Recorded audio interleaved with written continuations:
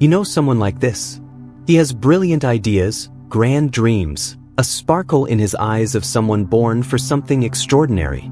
He talks about incredible projects. He lives on possibilities but never brings anything to fruition. He always has a ready excuse for each failure.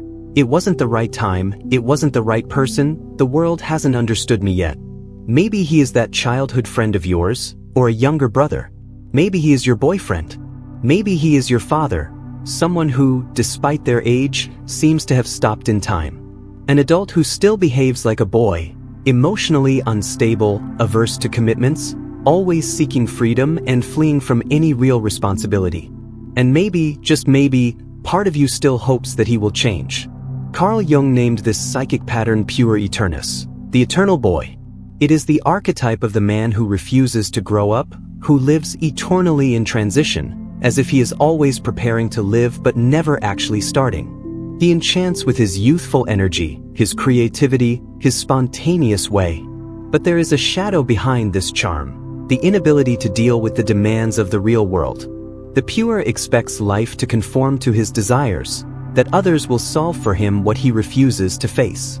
He idealizes the perfect woman, the perfect job, the perfect life. And when reality does not match his fantasies, he flees. He breaks away. He gives up and returns to the cycle of unfulfilled dreams. He sees himself as too special to submit to the mediocrity of routine, when in fact he is paralyzed by the fear of failing, of being frustrated, of growing up. If you have ever tried to help someone like this, you know how exhausting it is. You get tired of giving advice that goes unheard, of offering support that is wasted, of trying to pull someone who, deep down, doesn't want to move. And the cruelest part, he makes you feel guilty as if you were the problem, for demanding too much, for wanting him to mature, for not accepting to live in an eternal almost. But the truth needs to be said, this man you know is trapped. Trapped in a fantasy of freedom that in practice is a prison of fear and immaturity. And if he doesn't wake up, he will grow old without ever having truly lived. This video is not an attack. It is a mirror. And if you are watching this far, it's because something inside you recognizes this pattern. Perhaps in someone close, perhaps even in yourself. The journey of the Puer Aeternus doesn't have to end in stagnation. But it can only change when the truth is faced head-on. Let's talk about that. Now, the Puer Aeternus is not just a type of personality. It is a deep archetype, a psychic force that operates in the unconscious of thousands of men, and is often confused with charisma, spontaneity, or a free spirit. But behind this light appearance there is something much more serious, an almost instinctive refusal to grow up. Carl Jung observed this pattern in various patients and myths throughout history. The Puer appears as one who refuses to leave the paradise of childhood, the psychic womb of the mother, where everything is cared for, protected, and resolved. He lives in the shadow of the promise of a glorious tomorrow that never arrives. He is the eternal son of the gods, the chosen one, the special one, but in practice, he never takes charge of his own life. You have seen this up close. Men who jump from job to job always seeking something more meaningful, who start projects with enthusiasm but abandon them at the first obstacle, who fall in love intensely but disappear as soon as the relationship demands maturity, who talk about spirituality, self-knowledge, freedom, but cannot pay a bill on time or maintain a commitment for more than a few months. And it is not for lack of intelligence nor talent. The Puer is often brilliant, sensitive, full of potential. He has a lively connection to creativity, inspiration, and imagination. But precisely because of this, he lives in the realm of ideas and escapes the weight of reality. He wants to fly without building wings, wants love without commitment, wants success without effort, wants the rewards of adulthood without paying the price of maturity. And when the world does not deliver this, he revolts, blames the system, blames the parents, blames life, but never himself. Jung said that the Puer Aeternus suffers from a disconnection with time. He is always in a not now, always waiting for something to happen first, the right idea, the right woman, the right phase. He lives in the when, never in the today. And because of this, he does not live. He merely survives, fed by dreams that become burdens. But there is another side to this story. Because the Puer, despite being immature, also carries a force that cannot be dismissed. He is the source of inner youth, creative imagination, the ability to reinvent life. The problem is not the boy that exists within the man. It is when that boy takes control of existence. And this is exactly what we need to understand next, when the shine of the Puer begins to darken and the shadow takes control. Let's now talk about the dark side of the man-child and how it silently destroys everything around him. If you think this content makes sense, click the subscribe button to become a subscriber to the channel. I appreciate your help. There is something magnetic about the man dominated by the archetype of the Puer Aeternus. He is light. He is spontaneous. He speaks like a poet, dreams like a visionary, and lives as if he is outside of time. He does not follow rules, does not accept labels, does not cling to anything. And this, for many, is fascinating. He seems free. And who does not desire freedom in a world suffocated by obligations, commitments, and empty routines? But here lies the trap. This freedom is an illusion, a carefully constructed disguise to hide what he fears most, reality. The Puer is not free. He is a fugitive. He flees from pain, failure, rejection, frustration, the passage of time. He escapes the weight of being responsible for his own life. And every choice he avoids, every decision he postpones, every responsibility he transfers, deepens his prison, disguised as autonomy. You have seen this up close. He says he does not want a conventional job because he was born for something greater. But the truth is that he is terrified of routine, hierarchy, commitment. He says he does not want to tie himself to anyone, that relationships are prisons. But in reality, he is deathly afraid of surrendering, of being truly seen, of being held accountable. He says he hates rules. But deep down, he just does not know how to deal with limits. This freedom he sells to others is in fact a childish refusal to confront the harshness of life. He wants to be eternal, light, unblemished. And for that he needs to remain in constant motion, like a balloon drifting in the wind. But time does not wait. And the real world, sooner or later, demands a price. Carl Jung said that the Puer Aeternus lives in suspension, as if he is always floating between heaven and earth. He does not want to descend, does not want to root himself, does not want to deal with the concrete. But without roots, nothing grows. Without effort, nothing flourishes. And without pain, there is no transformation. True freedom is not the absence of limits. It is the ability to consciously choose what deserves your commitment. But the Puer does not choose. He escapes. And in this escape, he not only sabotages his own life, he gradually destroys the people who try to love him. And this is what we will explore now, the dark side of the Puer Aeternus. When promise turns into destruction, let us dive into the shadow that this archetype carries and understand how it corrodes everything around it. In the beginning, everything seems enchanting. The Puer Aeternus shines with an energy that attracts, inspires, and envelopes. He is passionate, enthusiastic, unpredictable. But over time, that shine begins to fade. What was lightness transforms into absence. What was sensitivity turns into instability. And what seemed like freedom reveals itself to be escape.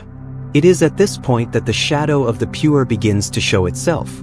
The shadow of the man-child is sneaky. It manifests in small daily sabotages. He forgets commitments, misses deadlines, becomes financially disorganized, abruptly changes his mind, breaks promises. But all of this is wrapped in a poetic narrative. I'm not ready. I don't want to force myself. I need time. The truth, however, is harsher.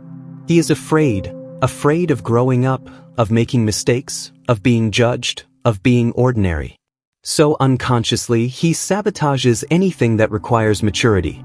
This self-sabotage affects everyone around him.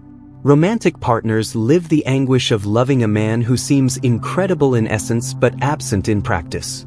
He says he loves, but disappears.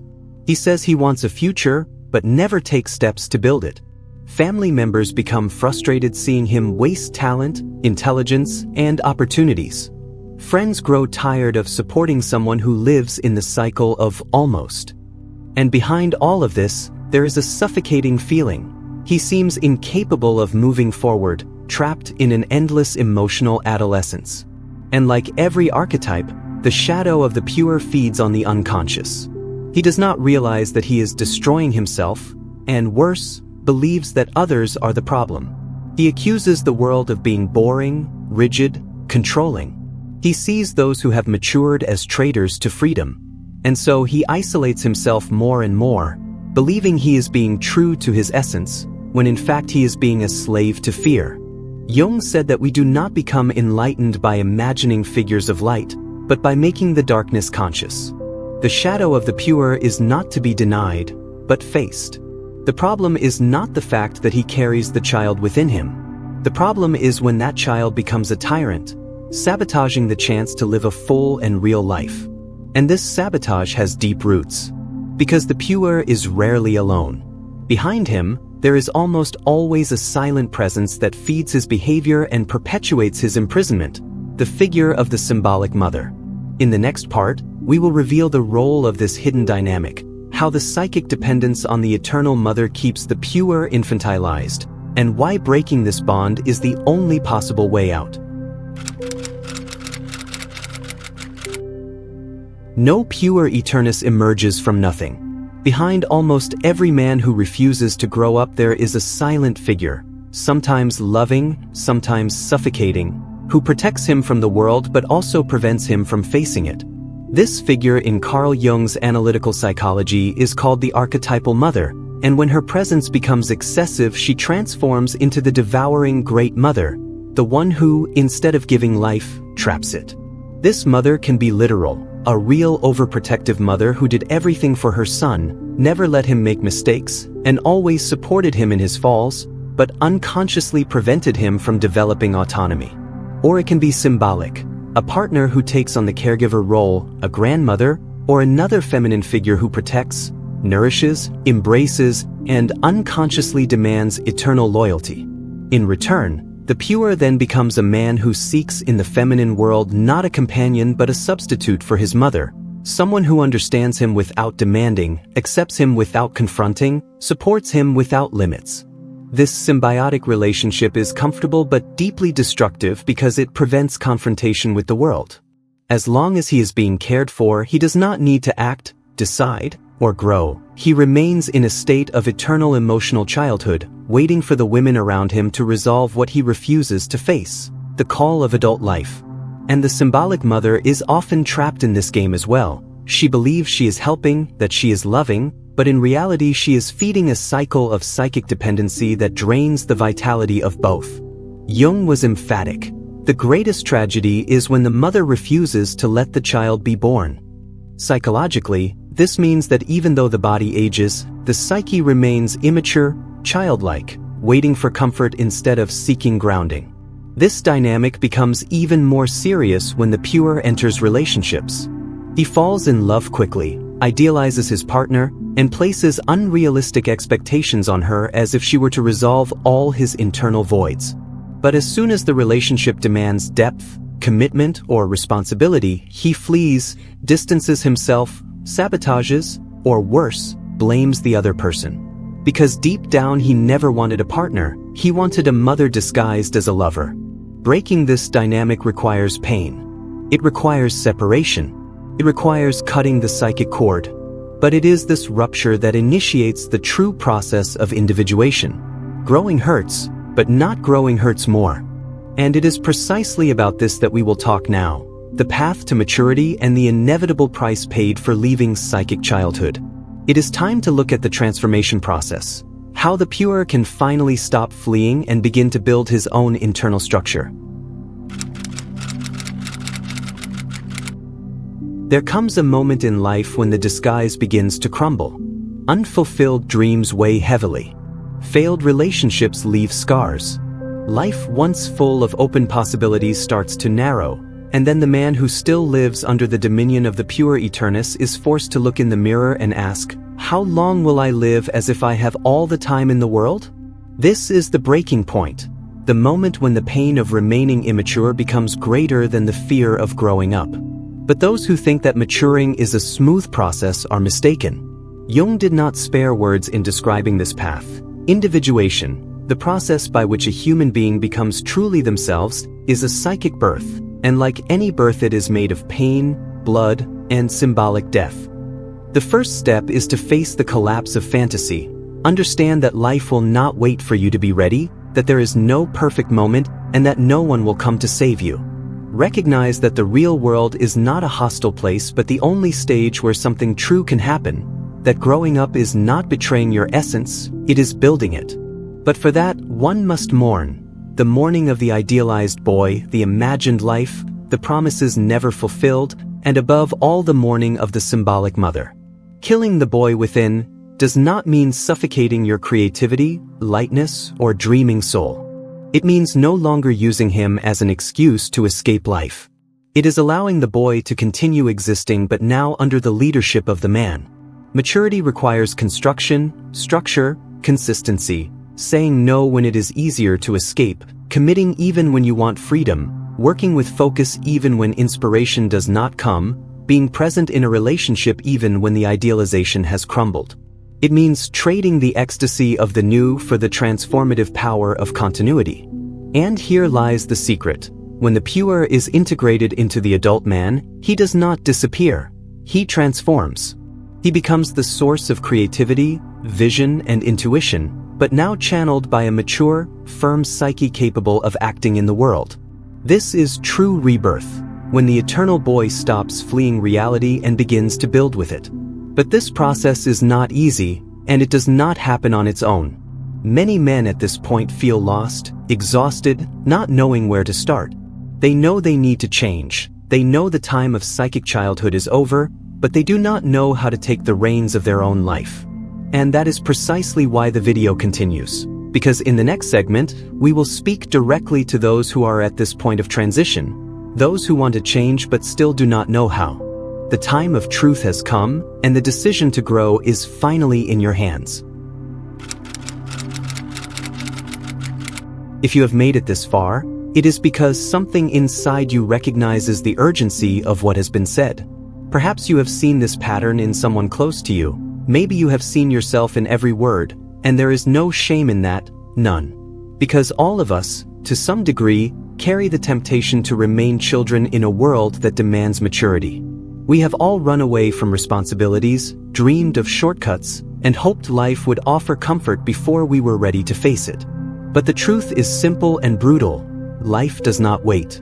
It demands. It requires. It tests.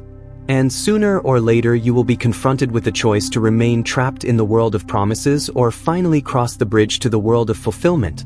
And this crossing is only possible when you choose to grow, not when you feel like it, not when everything is perfect, but when you decide with courage that it is time to stop running away. Carl Jung said that the person who does not confront their own demons will be condemned to meet them at every corner of life. The Puer Aeternus is one of those demons, one that hides under the name of freedom, authenticity, or misunderstood genius, but in practice corrodes your roots and prevents any solid construction. It will not disappear on its own. You need to face it, acknowledge it, integrate it, and above all choose to be greater than it.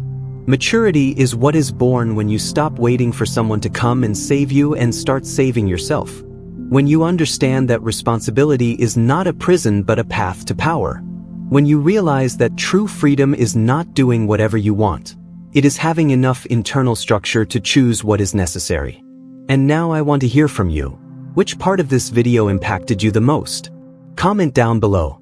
Be honest. Sometimes writing is the first step to giving shape to what you felt. And if this video made you reflect, share it with someone who needs to hear this, someone who is trapped in the same cycle and may not even realize it. It doesn't stop here. The next video is just as important as this one. It will show you another essential piece of this puzzle. Keep watching. It may hurt, perhaps, but it will free you. And in the end, that is what matters: real freedom.